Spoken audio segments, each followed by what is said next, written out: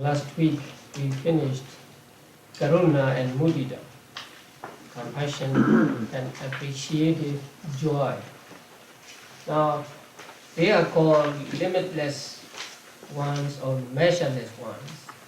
And they are so called because their object should always be limitless. So, limitless beings. And actually there are four states that are called limitless or measureless. And these four are Metta, Karuna, Mudita, and Upekkha. Metta and Upekkha are not included in the limitless one here because they are represented respectively by non-hatred and neutrality of mind. Yeah. Now, although Metta is adosa, non-hate, and Upekkha is neutrality of mind, not every adosa, not every neutrality of mind is Metta or Upekkha that belong to measureless states. Because when you are paying respect to the Buddha, when you are studying, there is adosa in your mind, but not Metta. So in order for it to become metta, you have to practice specially, like may all beings be well and happy and so on. So Metta and Upekkha as limitless states are narrower in scope than the Cetasikas, Adosa, and Tatra Machatata, neutrality of mind. Okay, now we come to the last mental factor, which is amoha or panyendriya. Now in Abhidhamma, as said in the manual, panya is sometimes called just panya, sometimes jnana, and sometimes amoha. And there are other synonyms of it too. And these words are used synonymously in Abhidhamma. So whether jnana or panya or amoha, we mean the same thing, the same mental factor. And this mental factor is here called panyendriya. Indriya means a faculty. That means it exercises predominance over other mental factors in comprehending things, in understanding the real nature of things. So it is called the faculty of wisdom or faculty of knowledge.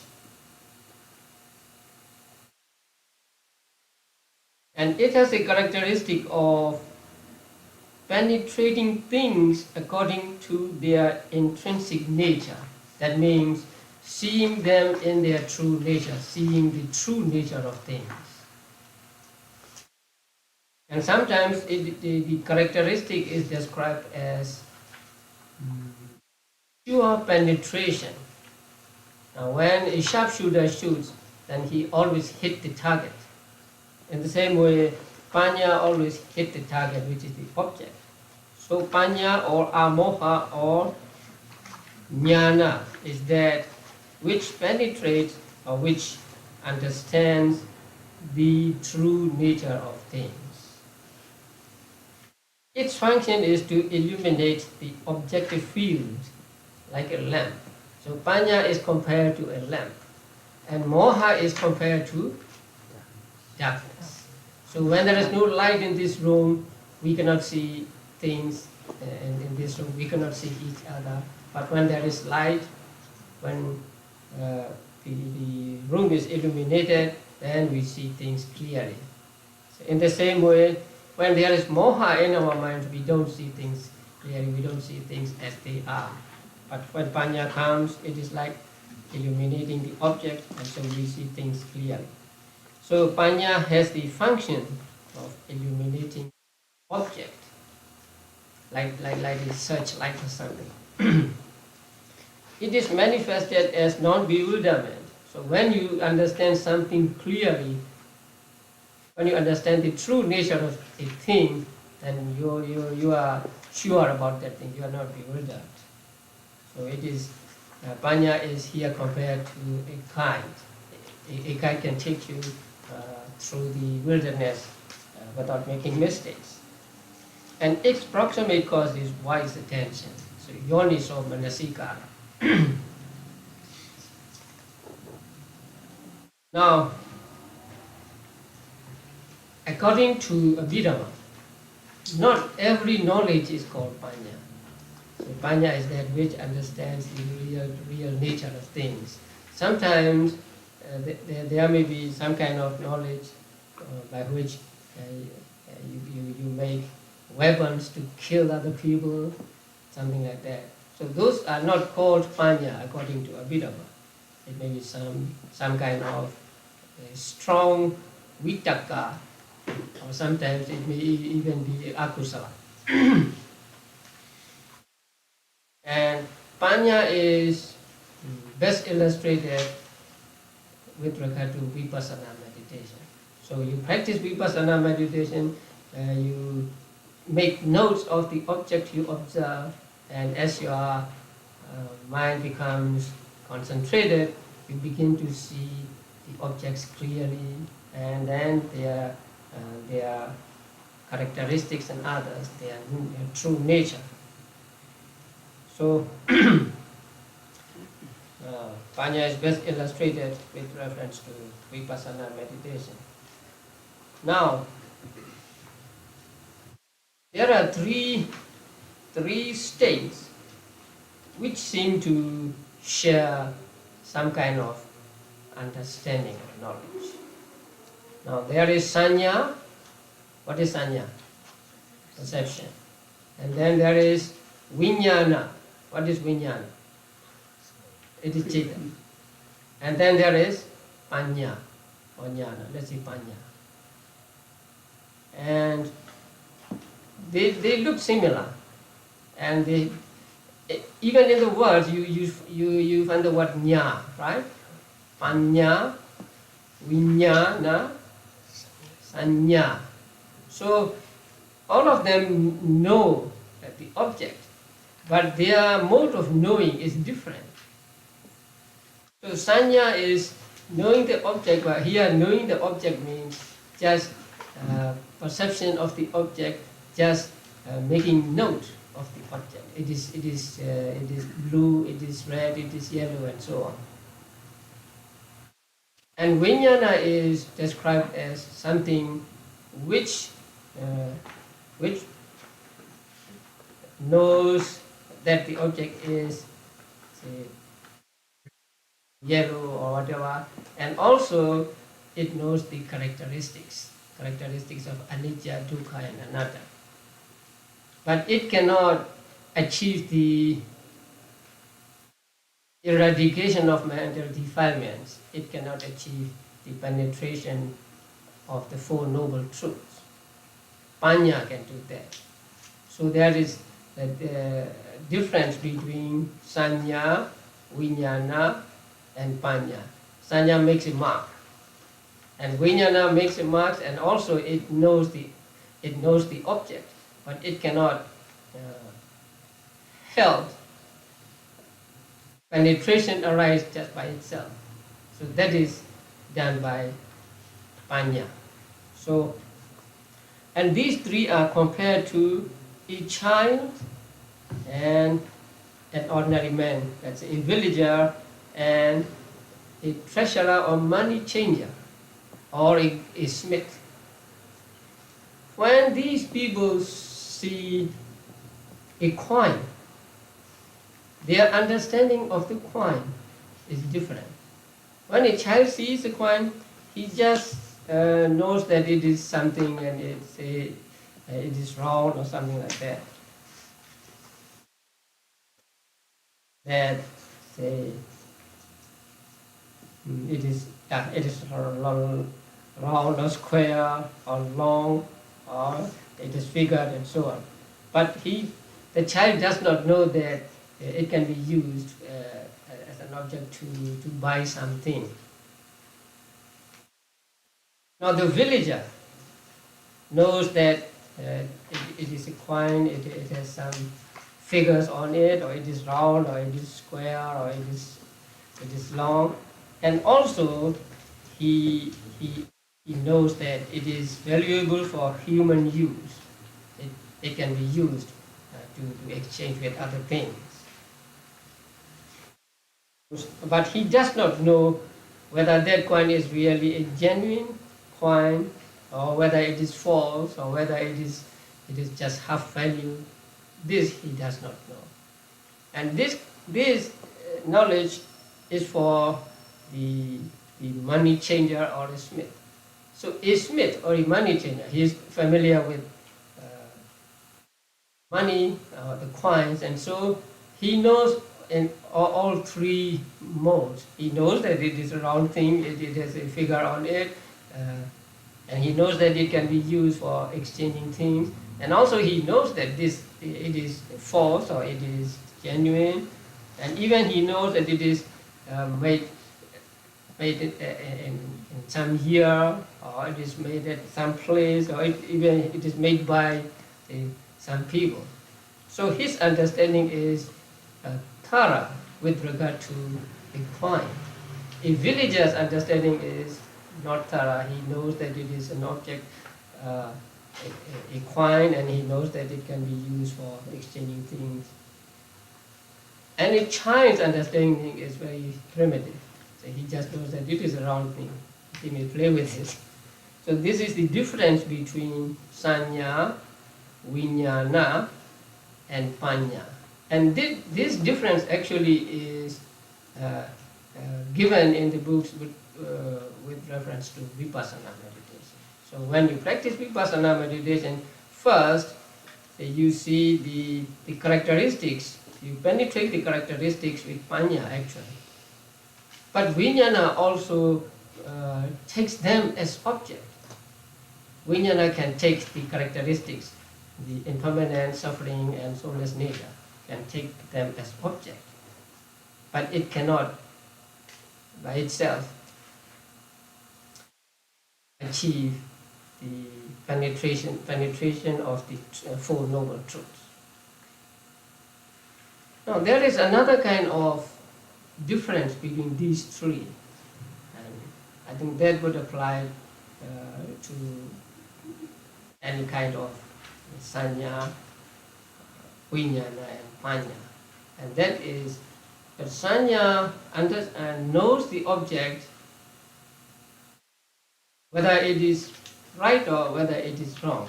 So whether it is right or wrong, Sanya will just make a note. So Sanya will make a note as snake, while the object is a rope, something like that. Or it will make a note as a human being, while the object is just a scarecrow. So Sanya is just knowing the object by making notes that it is white and so on.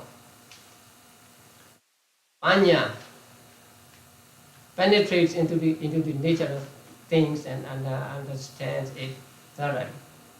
And vijnana is just the awareness of the object. So, although they arise simultaneously, they arise at the same time, and they take the same object, their relationship to the object, or their understanding of the object is different. One makes just a note of it, and the other just be aware of it, and the last one penetrates into the nature of that thing. So that is the difference between these three mental states: perception, consciousness, and wisdom or understanding. Now with this we come to the end of 52 mental states. So again, let us go back to the beginning. How many are, how are they divided? How are the 52 divided? First, there are 13, in Pali they are called Anya Samana, common to another. And then there are 14 akusala, that are unwholesome, and there are 25. There are 25 that are beautiful. Again, the first 13 are divided into two. The first 7 are universal, and the other 6 occasional or particular or pertinent. Unwholesome cetasikas are okay. And then 25 sobhana cetasikas are divided into 19 that are common to all beautiful consciousness, and then 3 that are called abstinence, and the 2 limitless ones, and the last panya. Right. So altogether there are 52 mental states. Now these 52 mental states, or at least some of these mental states, are interesting, because what we call emotions are just some of them, like lobha, dosa, and then worry or remorse, and all these states are included in 52 cetasikas. So what we call emotions nowadays are just these mental states. And as we have studied, we should understand each one of them with reference to their characteristic, function, manifestation, and proximate cause. Now, understanding the approximate cause is, I think, important, because if we want to get rid of, or if we want to just diminish some bad mental states, what we have to do is to work with the proximate causes. The proximate cause of lobha is what? Taking things as beautiful. So if you have too much lobha and you want to get rid of lobha, you should attack that proximate cause. That is, try to see them not as beautiful, not as attractive, but as loathsome or something like that. If you are too much attracted to a person, if you love a person too much, then you have to see that that person is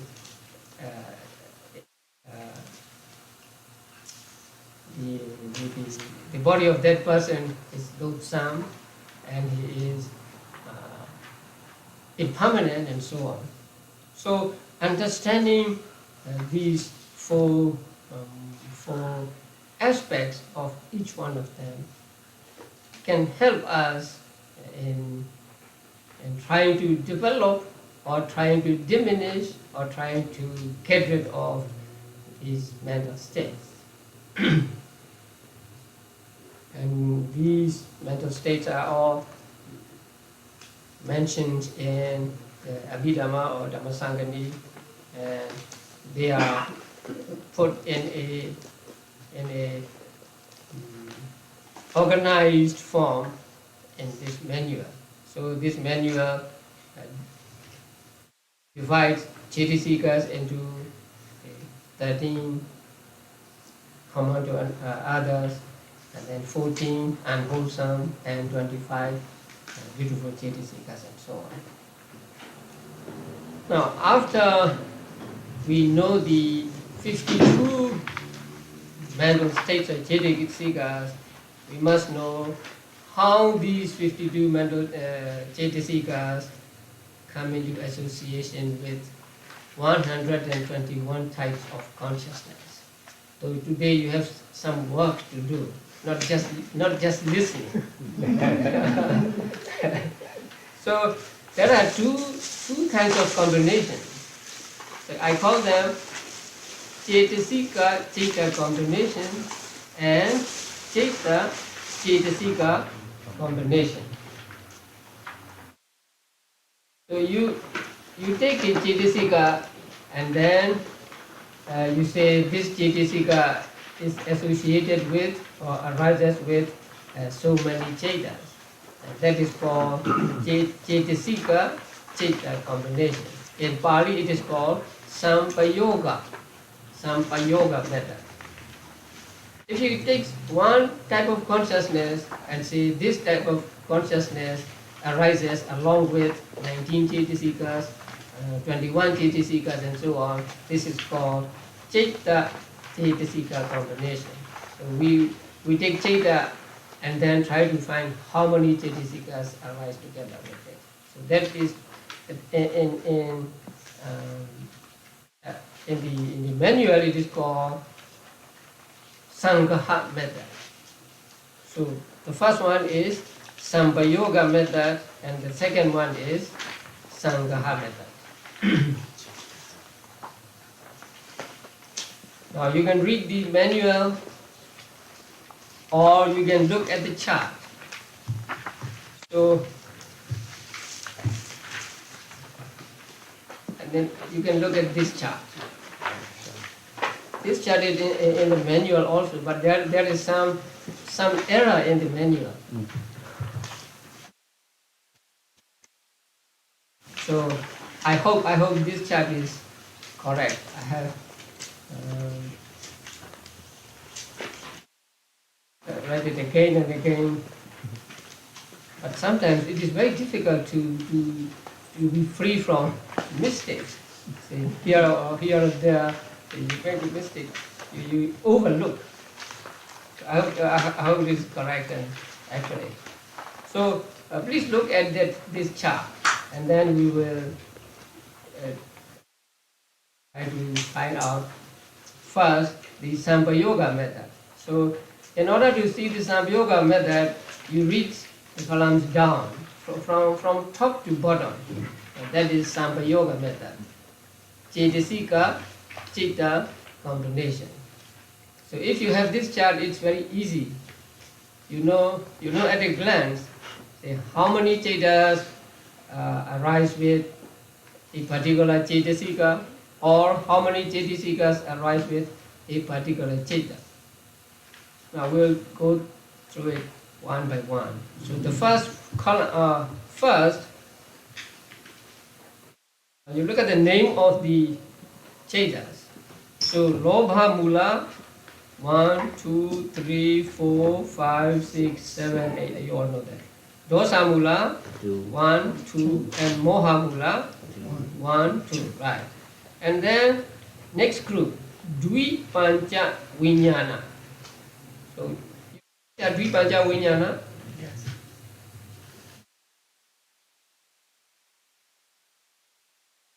Dvi Pancha Vijnana are 2 eye consciousness, 2 ear consciousnesses, 2 nose consciousness, 2 tongue consciousness, and 2 body consciousness.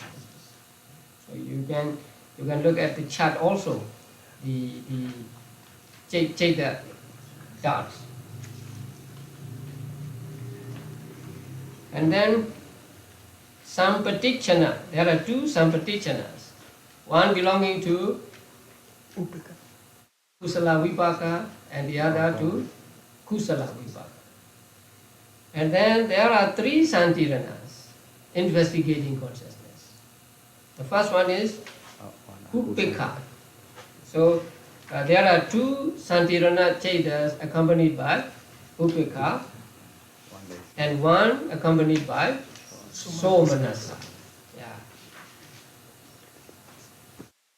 And then Pancha Dwara Vajana. 5 sense door adverting. Which one?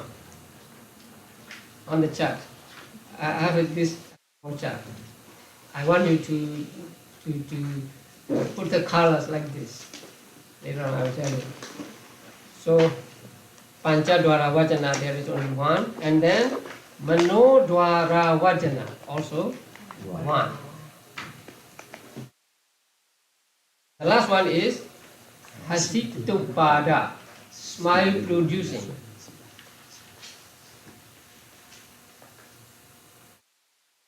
Next, Kama Vajra Kusala, 1 and 2, 3 and 4, 5 and 6, 7 and 8.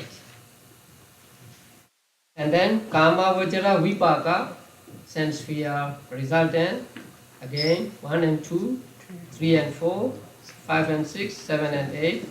And Kama Vajra Kiriya, functional consciousness, again 1 and 2, 3 and 4, 5 and 6, 7 and 8. And then Rupa Vajra, first jhana, 3. So 3 first jhana chetas. Which are the 3? 1 Kusala, 1 Vipaka, and 1 Kiriya. The first line across. Second jhana also 3. Third jhana 3. Fourth jhana 3. And fifth jhana also 3. So altogether there are 15 Rupa Vajra chetas. And then 12 Arupa Vajra chetas. They all belong to which jhana? First or second or third or fourth or fifth? Fifth. Yeah. So Arupa Vajra jhana or fifth jhana, there are 12. And then Lokuttara chetas. Now Sotapati Magga, and then there is a, what do you call that? Bracket? Yeah, bracket. So that means you have to combine Sotapati Magga with all first, second, third, fourth, fifth jhana.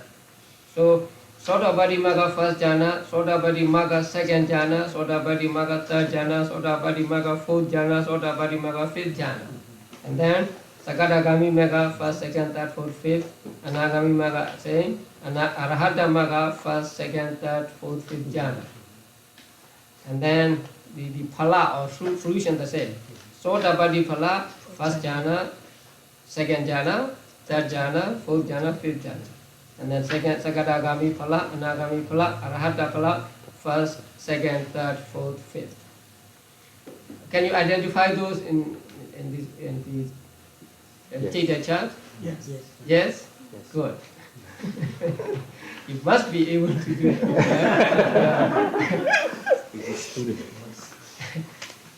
So it is good to have both, the small card and the chart now in front of you.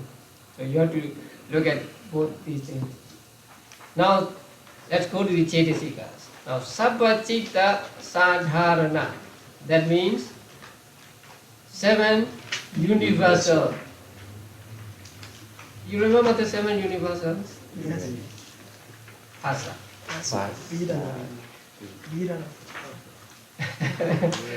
Contact, feeling, perception, and then volition,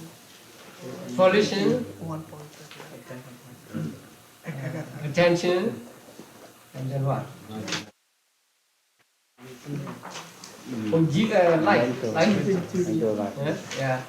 So these 7 are called in Pali Sabba Citta, Sadharana. So that's the universals.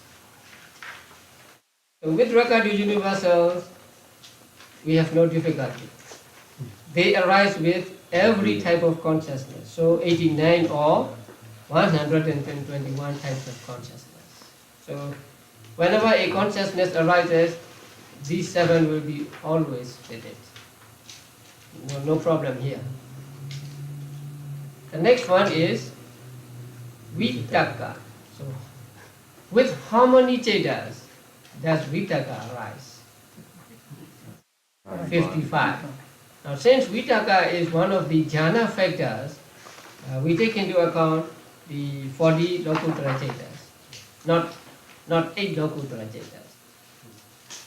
Or we look among 121 types of consciousness. Now let's say Vitakka. Vitakka is concomitant with all 12 akusala Chetas, right? And then it is not concomitant with 10 Dvipanja Vijnana, right?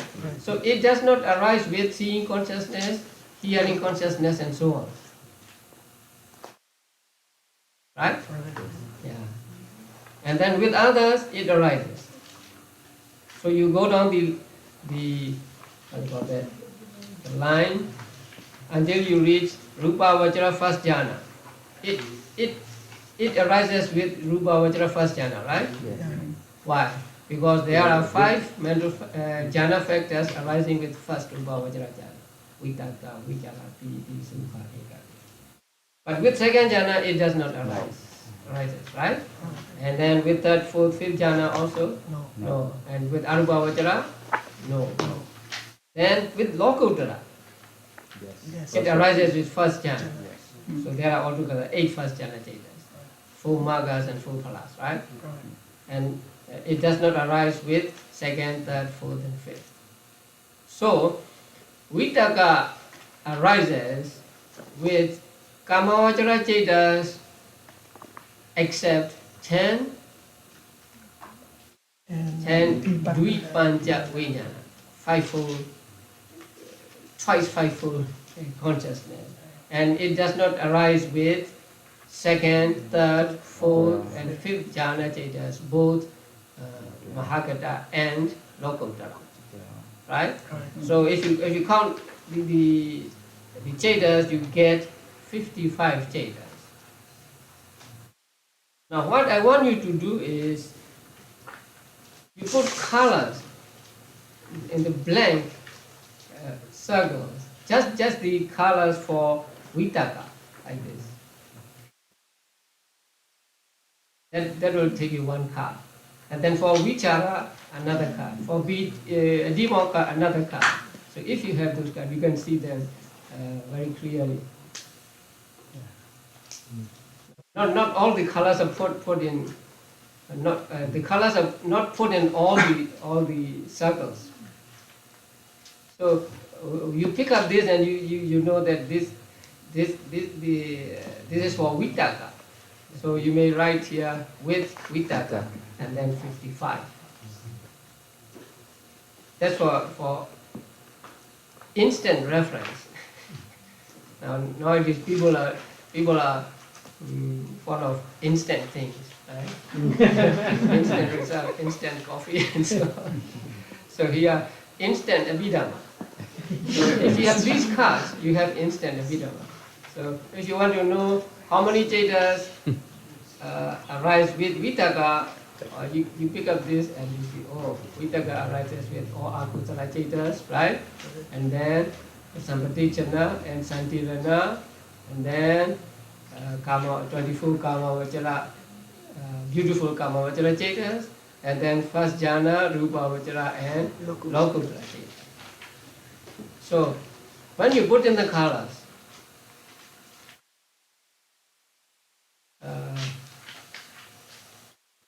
first put in the colors that are isolated, like the red one here, and then green, 2 greens here, and then 1 red here. And later on you can put other colors. Because sometimes you are you are interested in filling the circle, and then you may by mistake fill in this one with, say, blue color, and if you did so, you'll have to discard it and start from the beginning. So you need concentration to do this. But once you are done, you have done it, you say, oh, I have accomplished something. So these are very handy. And I want you to put colors in them and have them handy for you.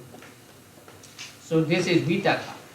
So one card for Vitaka, and then another card for Vichara.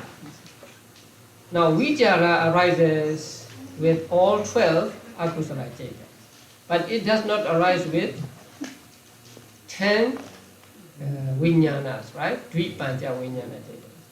And then it arises with second jhana, both Rupa Vajra and Nakudra. But with third jhana, no. Fourth jhana, no. Fifth jhana, no. So it arises with altogether how many cetas? 55 plus 11. So 66. So it arises with 66 types of consciousness. 55 plus 11 second jhana cetas. Now, there is a question here.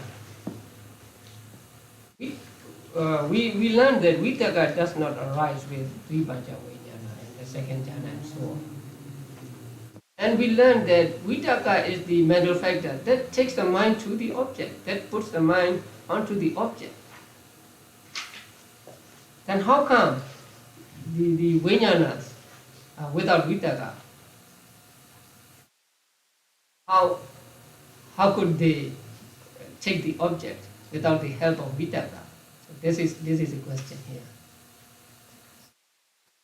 If there is no Vitaka to take the consciousness to the object, how can consciousness go to the object?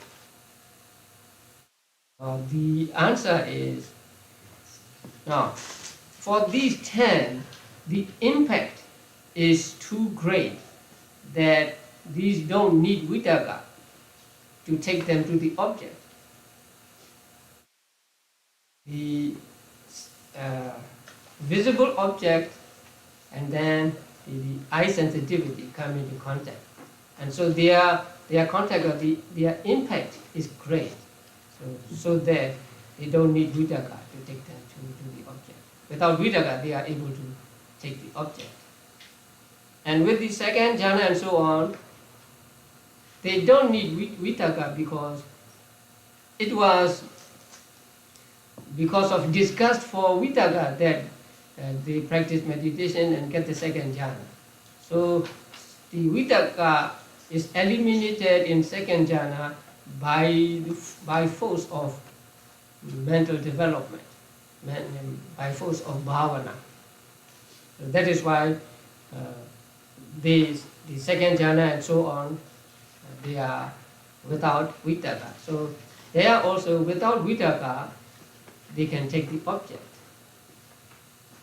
So they have the persons have developed the mind such a degree, to such an intensity of experience that they can take the object without the help of Vitaka.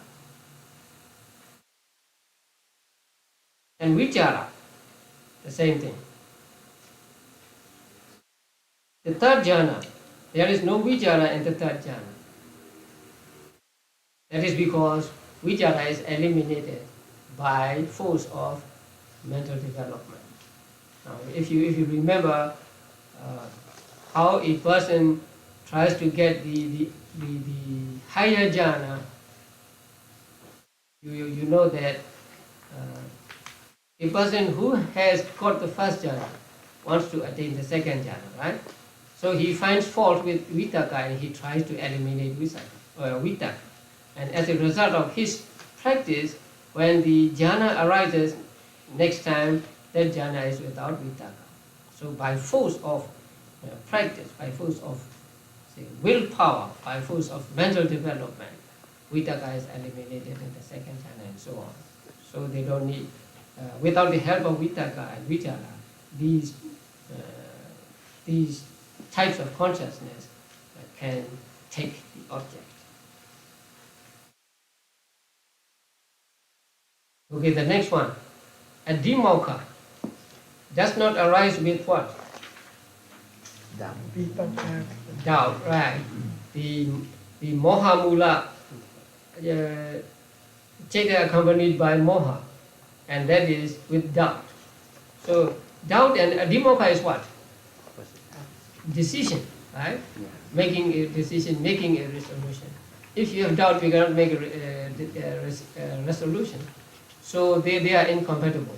That is why abhidhamma does not arise with first moha mula cheta, which is accompanied by doubt. And then Dvipanja Vijnana also. It is said that these 10 chetas are actually weak in their experience of the object. So since they are weak, abhidhamma does not arise with them also. And then if you go down the column, with all other chetas. So abhidhamma does not arise with one, first moha mula cheta, and then 10, vipanja vijnana, 11. So 89 minus 11, 78. So we get 78 there. But if we want to apply it to 121 types of consciousness, then we get 110. And then virya, effort, energy.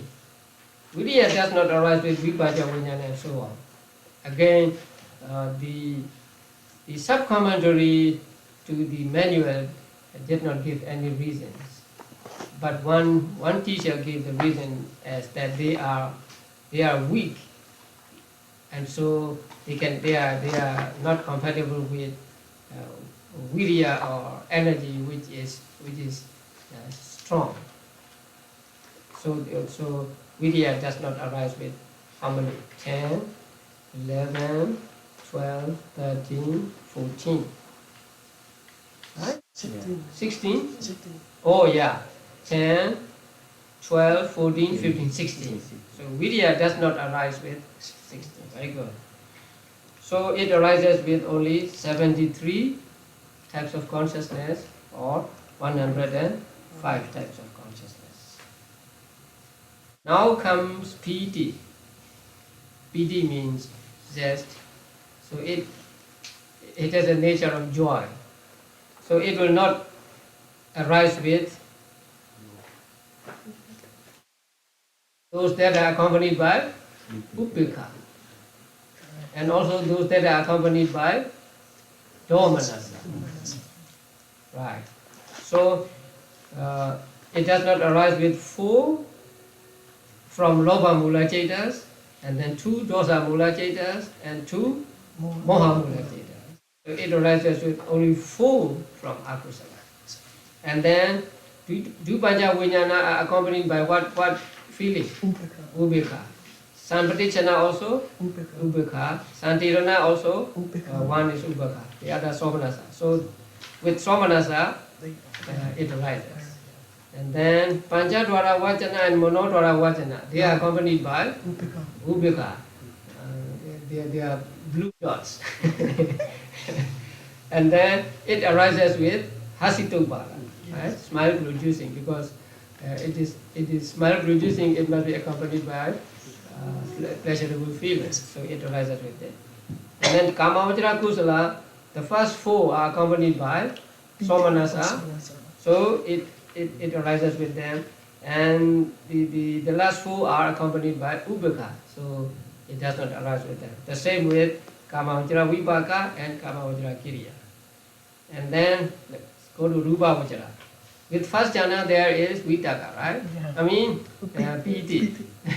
Second jhana? Yes. Yes. Third jhana? Yes. Yes. But fourth jhana? No. No. And fifth jhana? No. No. So it does not arise with fourth jhana and fifth jhana. Now please note that fourth jhana is accompanied by somanasa.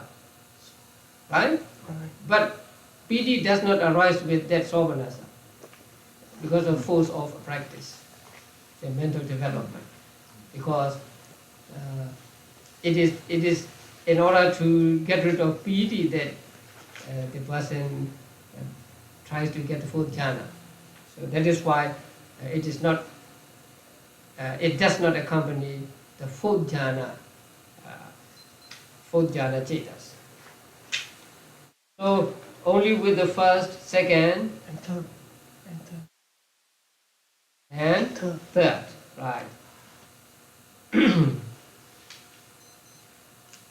The same with Arugavachara cetas, they are all 12, and then the same with fourth and fifth Magga cetas, and fourth and fifth Phala cetas.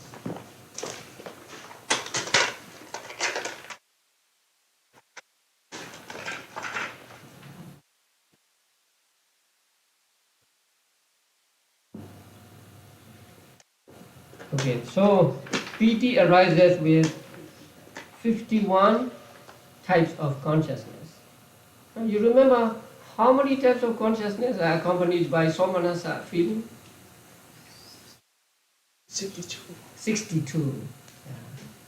So you take 11 fourth jhana cetas from the 62, and so you get 51. So if you note that way, then you can remember easily. There are 62 types of consciousness accompanied by somanasa. So among them, 11 fourth jhana cetas are not accompanied by piti. So 62 minus 11, you get 51 types of consciousness. And then the last one is chanda, coordination or desire to do, or will to do. So moha mula cetas are dull cetas. So chanda is not compatible with them, and also it is said that chanda is not compatible with all ahituka cetas. With others, it's compatible. So chanda does not arise with 20 types of consciousness. So 89 minus 20, you get 69. And from 121, you get 101 types of consciousness. This is the combination, Cetasika Ceta combination for 13 Cetasikas, or what? Common to another. 13 Anyasamana Cetasikas. And then we come to 14 unwholesome Cetasikas. Now, it's easier with them because you have to look only among 12 akusala cetas, right? So the range is now narrowing. Now, moha, hidika, anotapa, and oddhaja. It is said that they accompany all lobamula cetas. I mean, all akusala cetas. So, every time an akusala consciousness arises, they also arise. Because akusala consciousness arises, when akusala consciousness arises, there is some kind of not understanding correctly. Not understanding, let us say, loba mula ceta. Not understanding that loba is, loba leads to, say, for woeful states and so on. And there is also a shade of non-disgust of akusala and non-fear of akusala, and also there is some kind of agitation. So all these four accompany every type of unwholesome consciousness. I think it is explained in the manual, I mean, there's notes to manual.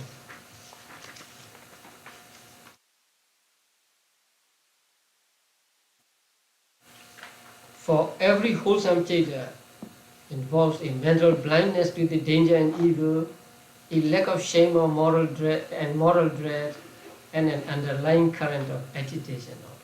That is restlessness. So that is why they are called actually akusala universals. And then lobha, attachment. Lobha accompanies only 8 lobha mula cittas. It's very easy. And then deity, wrong view. It accompanies only 4. Those that are accompanied by wrong view. And mana, conceit, accompany only 4 of lobha mula cittas. That is, that are not accompanied by wrong view. Now, manual, page 95, right? Both of these factors are found only in the cittas rooted in greed. That's okay. For they involve some degree of holding to the 5 aggregates. They are based on lobha. So only when there is lobha, there is a wrong understanding of the object and also the pride with regard to that object. However, the two exhibit contrary qualities. They are, although they are based on lobha, they have different, qualities, and thus they cannot coexist in the same citta. They cannot arise with one and the same citta. If lobha, if deity arises with one citta, then mana will not arise with it. And if mana arises with one citta, deity will not arise with it. Because their mode of, say, apprehending the object is different. So wrong view occurs in the mode of misapprehending or interpreting things in a manner contrary to actuality. So the deity takes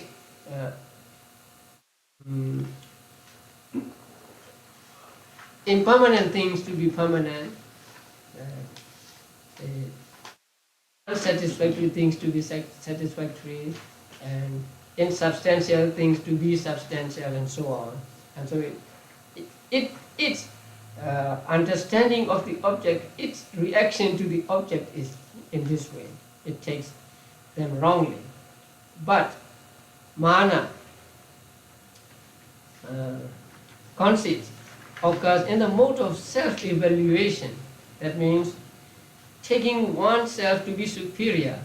So, I'm better than they are. Or sometimes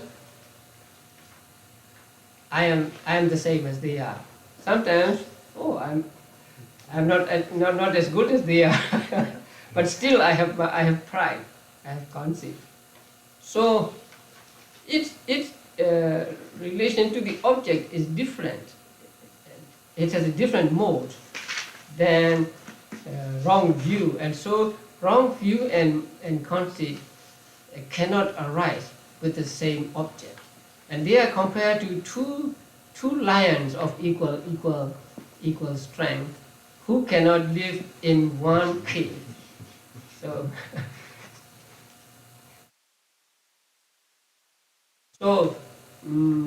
when wrong view is necessarily present in the 4 cittas rooted in greed accompanied by wrong view, conceit is not a necessary concomitant of the 4 greed-rooted cittas dissociated from wrong view. It does not arise apart from these cittas, but these cittas can occur without conceit. We'll come to that later. Now here we have to note that deity and mana cannot arise simultaneously, because although they may say, spring from lobha, their mode of reacting to the object is different, and so they cannot arise at the same time.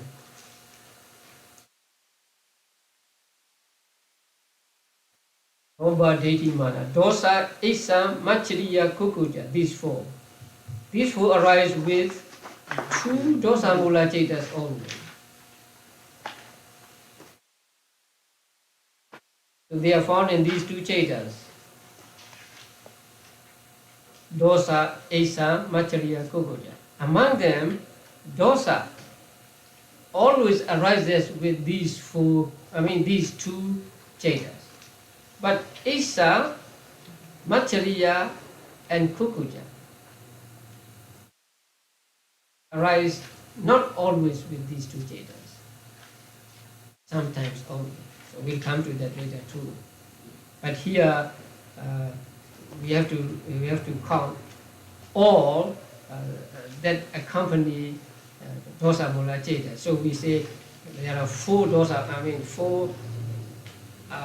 unwholesome mental factors that arise with two chetas accompanied by domanassa.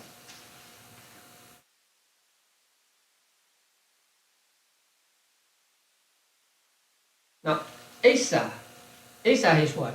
Envy, right? Jealousy or envy. So Asa takes what object? What is the object of Asa? Success. Other people's success. And Machariya,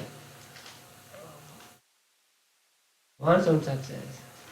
And then Kukuja, remorse, takes what as an object? Something done or undone. Right? Some good thing that is not done, and some bad thing that is done. So their objects are different. If the objects are different, then they cannot arise at the same time. So when there is Asa, there can be no Machariya and so on. This also will come to later. Then we come to the two, sloth and torpor. Now, they are dull mental states, so they cannot arise with those that are unprompted. Right? Yeah. So they arise only with those that are prompted. Only when there is Tina and Meda, we have to prompt. We have to encourage ourselves. When the Jeta is by itself strong, then we don't need the prompting. So Tina and Meda arises only with those that are prompted. So that is number 2, 4, 6, 8, and actually number 10. And then the last one, what is the last one? Doubt, Vichiketa. It arises with only one cheta. So it is the one among 52 chetasikas that arises with the least number of chetas. That is only one cheta. So one cheta, one chetasika.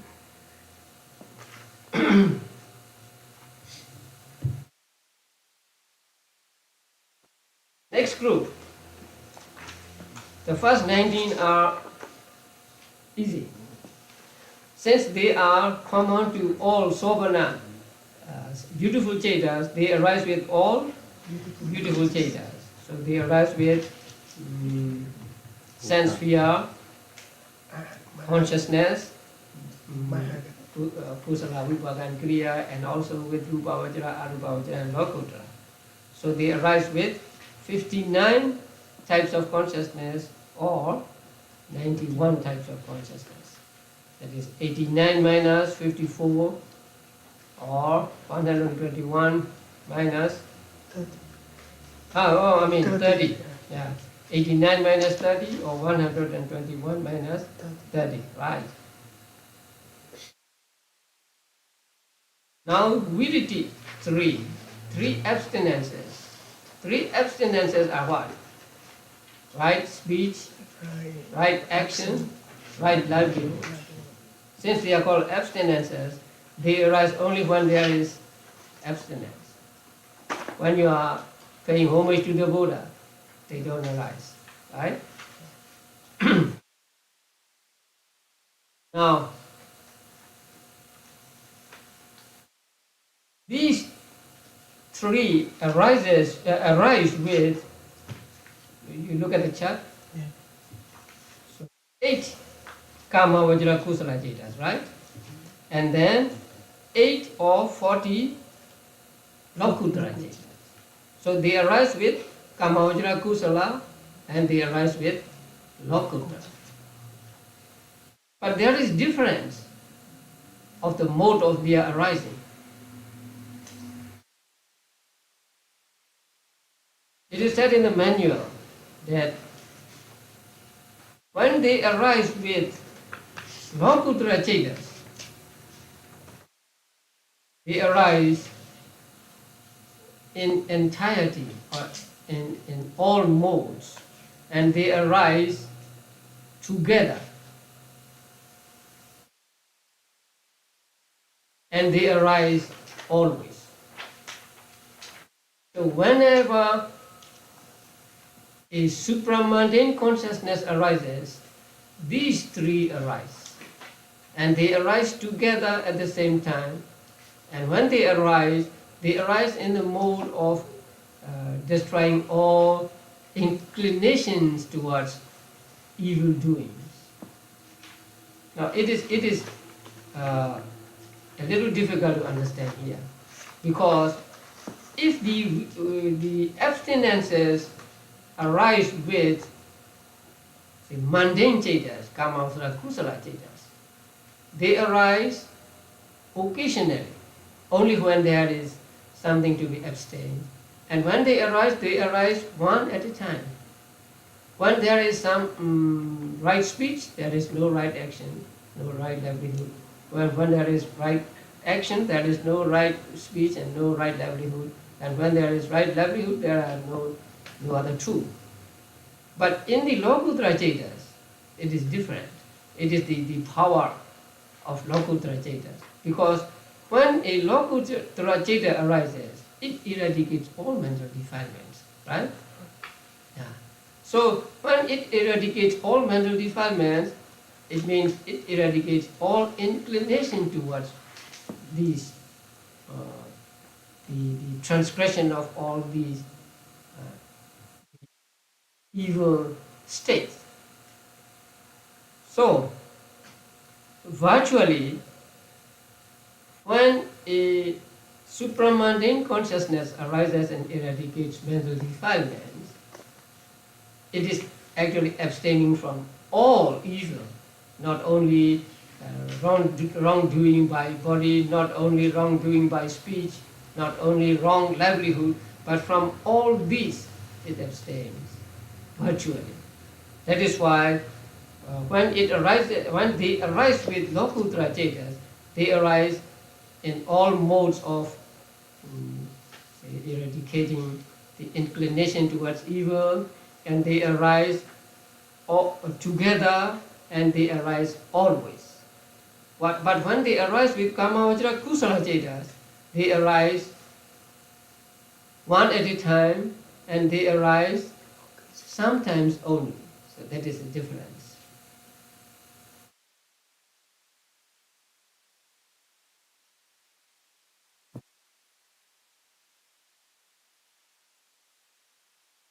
It's explained, given in my sheets too.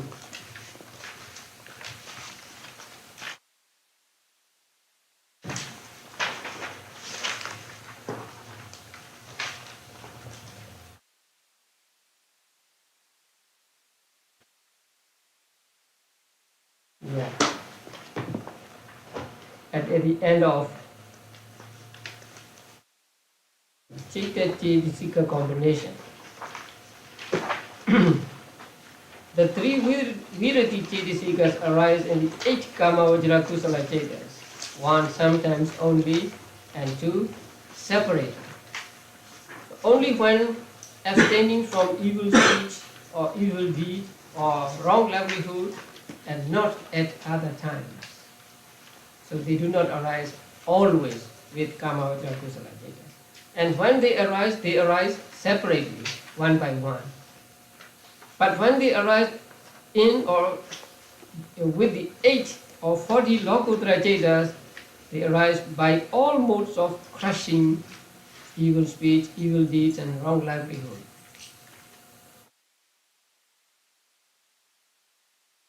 So there is no such thing as crushing livelihood one by one. because the maggas can completely eradicate all evil and all livelihood. I mean, inclination towards all evil and all livelihood, all at once. And when they arise always. Whenever a Lokuttara Citta arises, they will arise. And when they arise all three at once, not like in Kamavajra Citta, one by one. So that is the difference.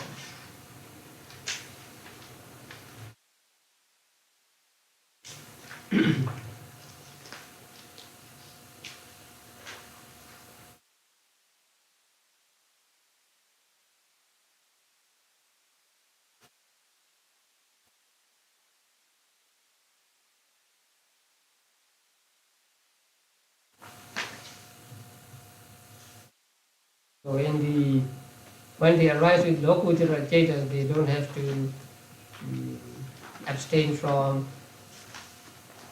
say, false speech at one time, and then backbiting at one time, and so on.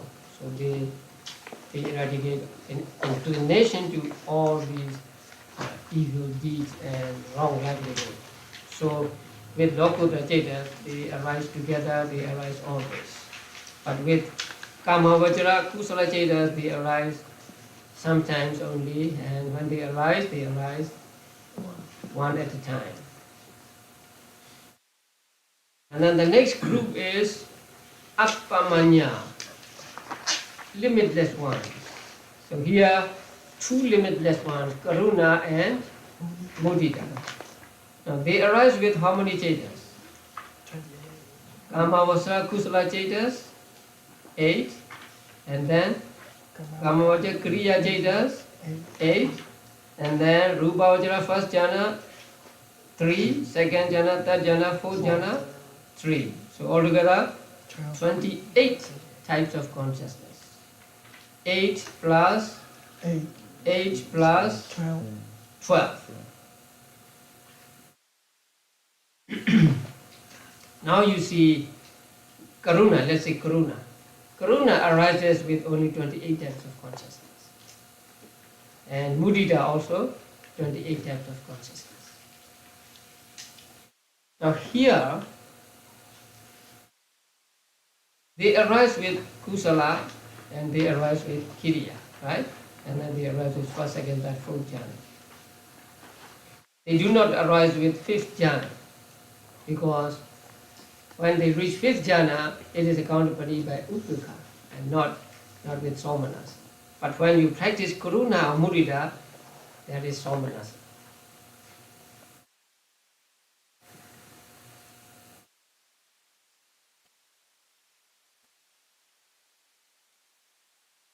Now, there is a difference, or there was a difference in opinion among teachers in those days. This is the common opinion of teachers, that Karuna and Mudita arise with, say, 28 types of consciousness, right? Now, you look at the Kamavajra Kusala 8, right? 4 are accompanied by Somanas. 4 are accompanied by, right? So, they think that if you practice Karuna and Mudita, they must always be accompanied by Somanas. They cannot be accompanied by Upekkha. So according to them, you'll have to take out 4. But the author of the manual did not like that opinion. He did not accept that opinion. And so he said in the commentary, he said in the manual, that some teachers say that Karuna and Mudita do not arise with Cittas accompanied by Upekkha. He just said that. But we must understand from his style of writing that he did not approve of that opinion of some teachers. Whenever the authors use some, in Pali it is keji, that means I don't like that. It is not acceptable to me. It is not so good, something like that. That is why it is very difficult, say, to really understand when you read, especially the commentaries. They do not say expressly that I don't like it, or this is, say, I am above it, or something like that. But they may put some of these signs here and there. Whenever they use the word keji, some, we know that the author doesn't like it. So here also, the author of the manual used the word keji, that means some teachers. So some teachers said this and this. So that means he doesn't like it. Now, why did he not like it? That's the question, right? Now, when you practice karuna and mudita, let's say karuna, let's say mudita is more obvious. So when you practice mudita, in the beginning, it must be accompanied by somanasa, right? Only when that is somanasa can mudita arise. So you are happy with the other people's success. You are happy with other people's property, other people's, say, well-being. So there must be somanasa. So it is true that in the very beginning of the practice of karuna and mudita, they must be accompanied by somanasa. But after you have gained experience in practicing karuna and mudita, sometimes you may practice them, you may develop them with ubbekasa. It can be developed that way. And they give two examples. Now there's a small piece of sheet I will take you to here.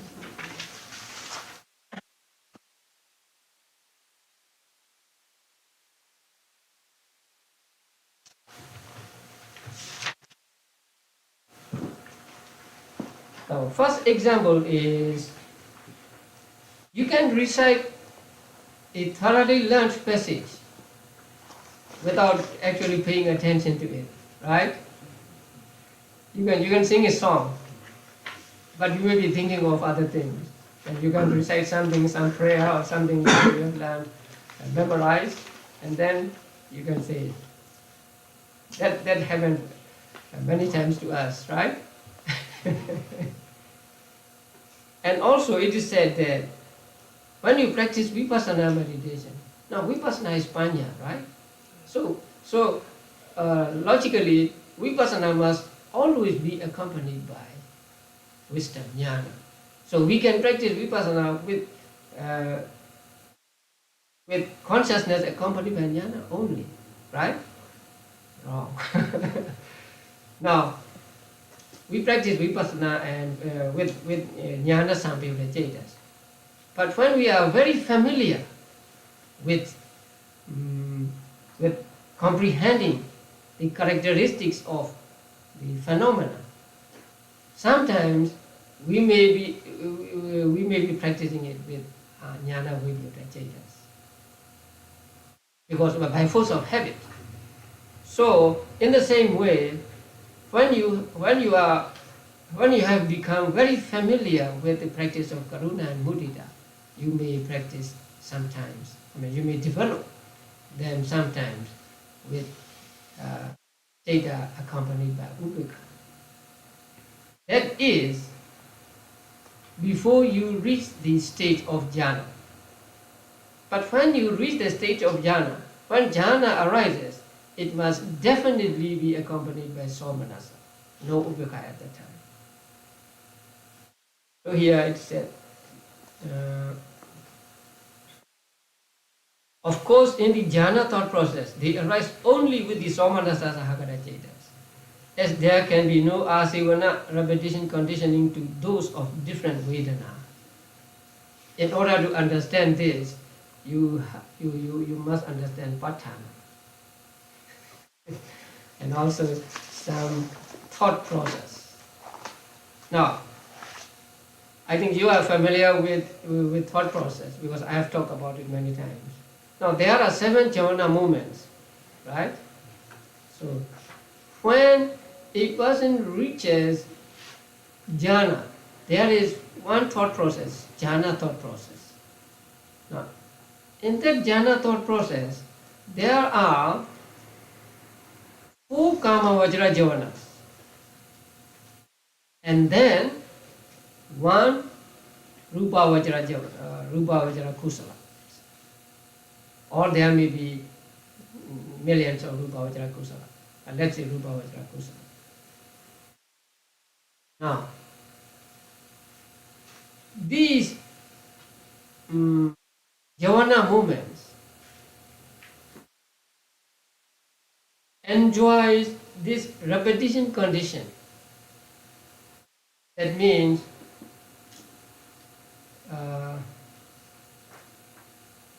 the succeeding one is reinforced. I mean shall I say like that? Succeeding one is reinforced by the preceding one, something like that. So something like the preceding one imparting some of its quality to the succeeding one, and that can be done only among those that belong to the same feeling. So if, say, the 4 kama vajra jhanas are accompanied by upekha, and jhana must be accompanied by somanasa, that cannot happen, because there can be no repetition conditioning there. But it is said in the Patthana that they have this repetition condition.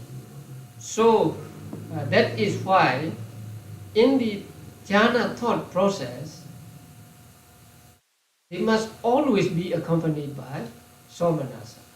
But before that jhana thought process, when you are developing your mind to reach that jhana stage, then you can develop you can develop karuna and mudita, sometimes with cetas accompanied by upekha. So since karuna and mudita, not upekha. So since karuna and mudita can be accompanied by upekha feeling,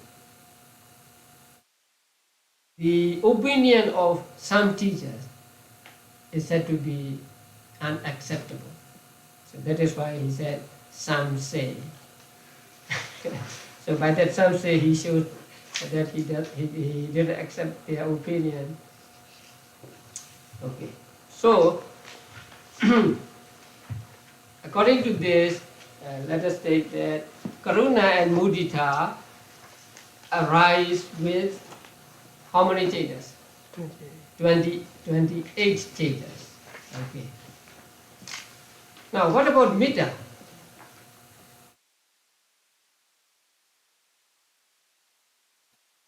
Metta can be accompanied by, metta accompanies also these 28 cetas, if it is metta.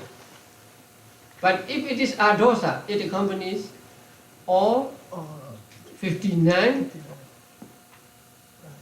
beautiful consciousness, right? So there's a difference between just adosa and adosa developed as metta. So when it is developed as metta, it accommodates only 28 types of consciousness. But if it is just ordinary adosa, it will accommodate all 59 types of consciousness. Okay, Tatra Majadala also something like that.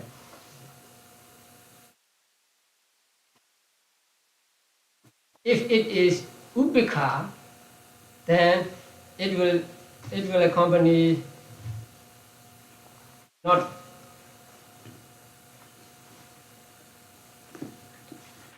Okay.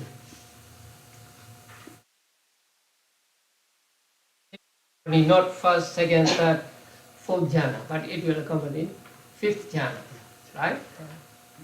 But if it is ordinary neutrality of consciousness, then it will accompany all 59. So there is difference. So Tatra Majadada, ordinary, accompanies 59 types of consciousness. But Tatra Majadada developed as Upekha Brahma Vihara, Upekha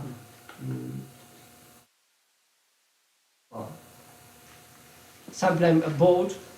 So then it accompanies not 59 types of consciousness, but 8 Kamajara Kusala and 5th Rupa Vajra, 5th Rupa Vajra jhana. So we must understand that difference. Adosa as developed as Metta accompanies 28 types of consciousness. Adosa, ordinary Adosa accompanies 59. Ordinary Tatra Majadara accompanies 59. But if it is developed as Upeka Brahma Vihara, then it accompanies only Kamajara Kusala and then Kamajara Kusala, Kamajara Kriya and 5th jhana.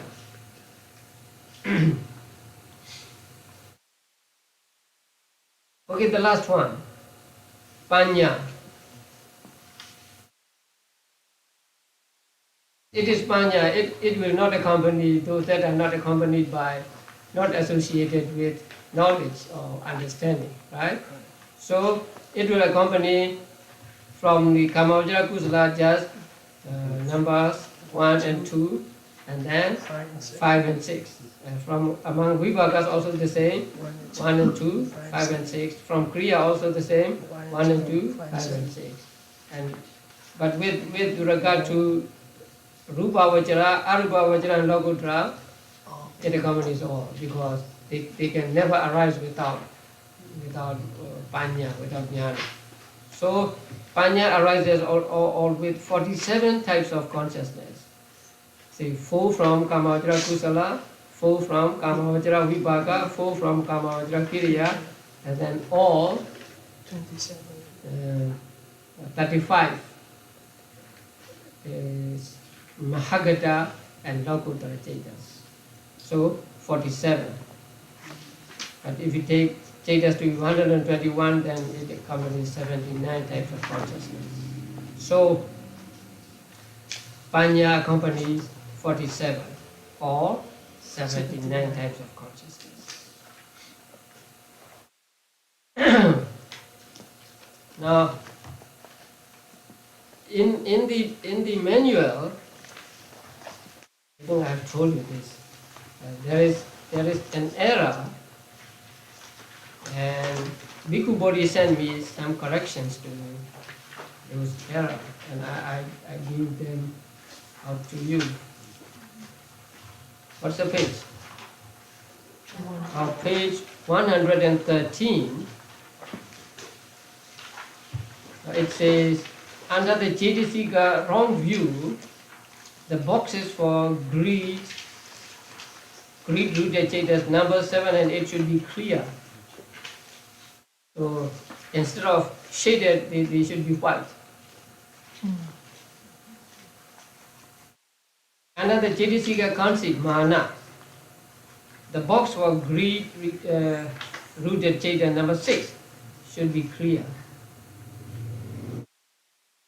So you have to white out three boxes. 2 boxes under wrong view and 1 box under conceit.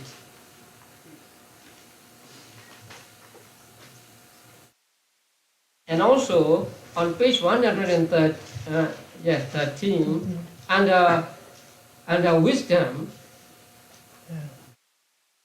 you don't see the number 79. Yeah. No, so it is put under illimitable. So 79 should not be there, but under 47, like in this chart. They didn't see this error.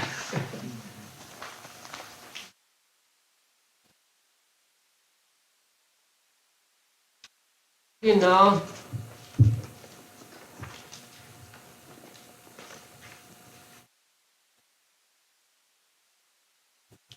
we have what are called unfixed adjuncts and fixed adjuncts.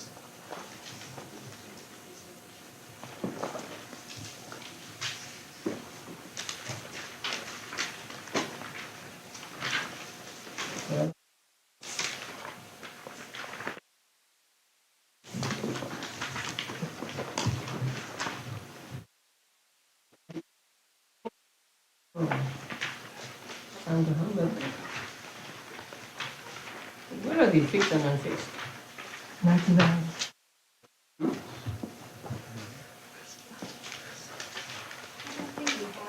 We don't have it. We don't have it.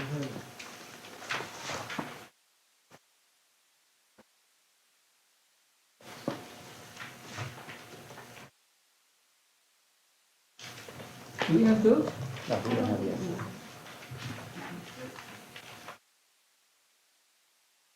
Sheets. Okay. You read and I'll tell you.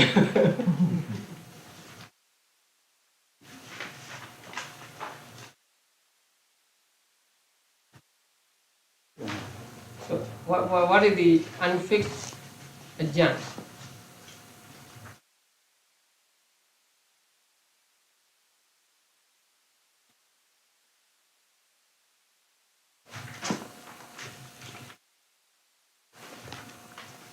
Oh, on the page on Sambha Yoga method.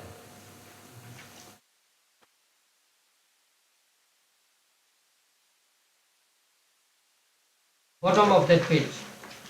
Aniyata Yogi Chetasikas 11. Now, Niyata means fixed. So aniyata means unfixed. That means not always. Now, Esa, Machariya and Kukuja, they arise separately and occasionally. That means only one can arise at a time. When Esa arises, Machariya cannot arise, Kukuja cannot arise. When Machariya arises, Esa and Kukuja cannot arise, and so on. Because, as I said before, Esa has one object, and Machariya has another kind of object, and Kukuja has yet another kind of object. Since their objects are different, they cannot arise at the same time. So when they arise one at a time, and also when they arise occasionally. That means only when you are jealous of other person's success can Esa arise. Sometimes you are just angry. So when you are just angry, they will not arise with that Cheta. So they arise only when you are jealous of other people's success, when you cannot tolerate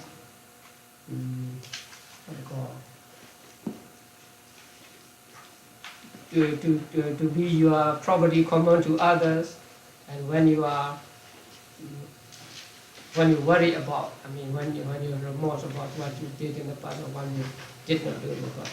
So they arise one by one, and they arise sometimes only.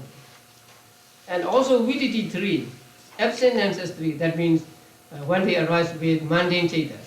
They arise separately, that means just one at a time, and they arise only when you refrain from, say, wrong speech or wrong action or wrong livelihood. And apamanya also, they arise separately and occasionally. When there is karuna, there can be no mudita. And when there is mudita, there can be no karuna. Because karuna takes beings in distress, and mudita takes being in happiness. So their objects are different, so they cannot arise at the same time. And then mana, conceit. Although it is said that mana arises with full loba mola chetas unaccompanied by kleti, right? Although it is said so, it will not arise with those chetas every time they arise. Here we cannot say separately because it is only one. So mana arises occasionally, only when you have that kind of feeling, say, this is I am better than other people, or something like that. So mana arises occasionally only. And then Chinameda, they arise always together. But they arise also occasionally. Sometimes they may not arise with sasaṅga, with prompted cetas. So they arise with prompted ceta, but that is also occasionally. So altogether there are 3, 3, 2, 1, 2. 11. So these 11 are called unfixed adjuncts, aniyata yogi cetasikas. And that the remaining 41 are called niyata yogi cetasikas. That means the remaining 41s arise whenever the consciousness assigned to them arise. For example, lobha. Lobha will arise whenever one of the eight types of lobha mula ceta arises. But not so with Esa Machariya and so on. So these Esa Machariya and so on are called Aniyata Yogi, non-fixed adjuncts, and the others Niyata Yogi.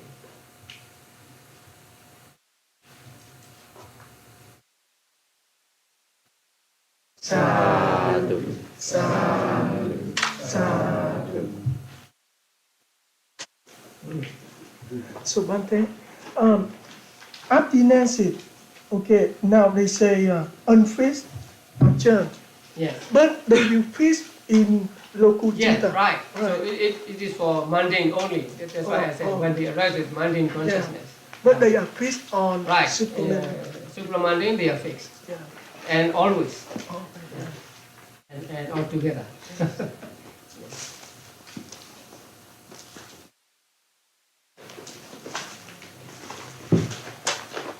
Now, if you ever put colors in these, I think it's better to use pencil, not ink, because the ink will show on the other side too.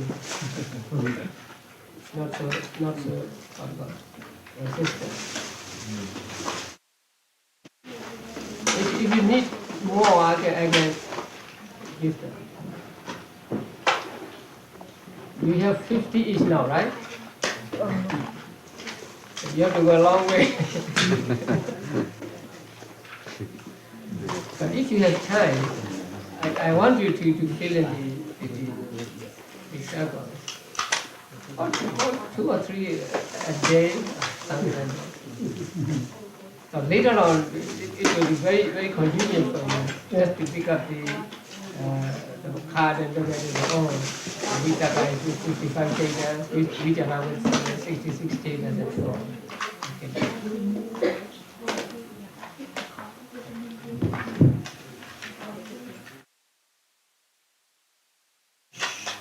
Or just one more.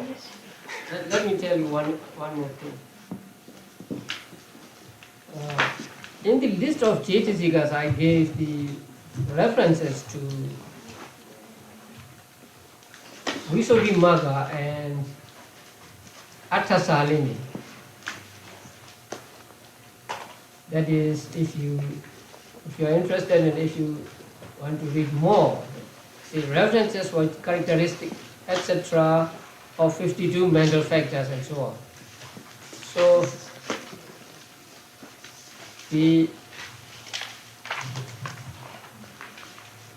now this is expositor. This is the English translation of the commentary to Abhidhamma. There are three volumes of commentary to Abhidhamma, and this is the first volume. This is the commentary on the first book of Abhidhamma, Dhammasaṅgaha. So it is called Attasalini in Pali, and the translation is called the expositor. Bhante, who wrote this book, Bhante? Commentary? Buddhaghosa. The same. And this is the translation of Visuddhimagga, the path of purification. And there are chapters in this book which deals with Chaitas and Chaitasikas. So you may have this book because it is actually a handbook for meditating monks. More than 800 pages of this book. So the references are given in my sheet. So if you want to read them, then you can go to these books. So and I see P of P means path of purification. This book, chapter 14 and paragraph number so and so, and expositor are just page number.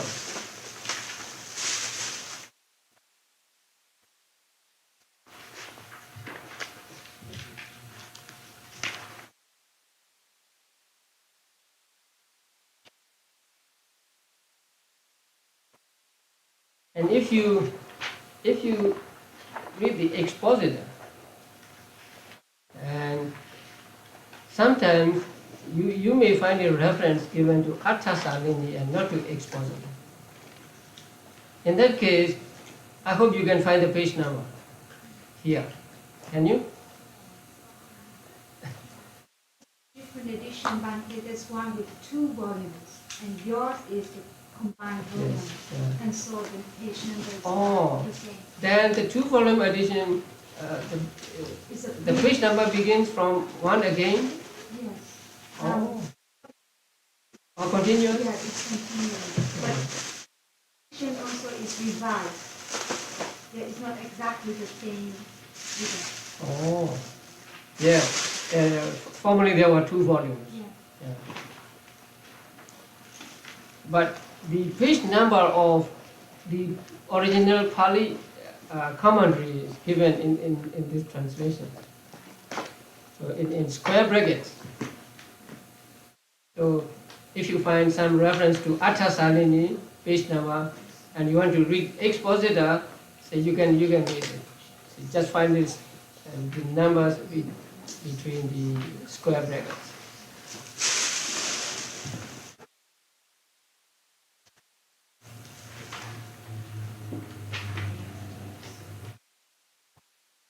Too small.